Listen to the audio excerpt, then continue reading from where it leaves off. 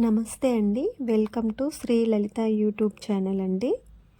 గడిచిన 2 శతాబ్దాలతో పోలిస్తే ఎప్పుడూ లేని విధంగా ఎండలు విపరీతంగా ఉంటున్నాయి. అకాల వర్షాల వల్ల ప్రపంచ దేశాలు అల్లాడిపోతున్నాయి.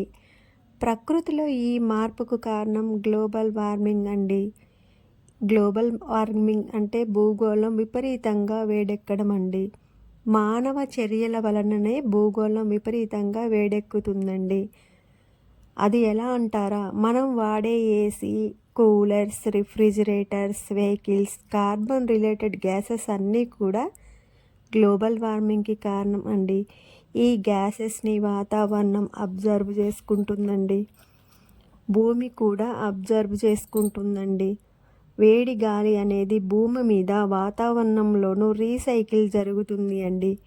టెంపరేచర్ ఇంక్రీజ్ అవుతుందండి. ఈ గ్లోబల్ వార్మింగ్ వల్ల విపరీతమైనటువంటి అనర్థాలు జరుగుతున్నాయండి. హిమాలయాలలోని మంచు విపరీతంగా కరిగి హిమానీ నదులైనటువంటి గంగా, సింధు, బ్రహ్మపుత్ర వంటి నదులలో నీరంతా కూడా లోతట్టు ప్రాంతాల వైపు వస్తుందండి. దీనివల్ల పంటలు నీట మునగడం జరుగుతుందండి. వర్షాలు సకాలంలో పడక కరువు ఏర్పడుతుందండి. డిమాండ్ సప్లై సూత్రం ప్రకారం వస్తువు యొక్క డిమాండ్ పెరిగితే సప్లై ఆటోమేటిక్గా తగ్గుతుందండి. అంటే వస్తువు యొక్క ధర, ఏ వస్తువుకైతే ధర అధికంగా ఉంటుందో ఆ వస్తువు మార్కెట్లో తక్కువగా ఉందని అర్థమండి. సాధారణ ప్రజలు ధర ఎక్కువగా ఉన్నటువంటి వస్తువులను కొనలేరు కదండి.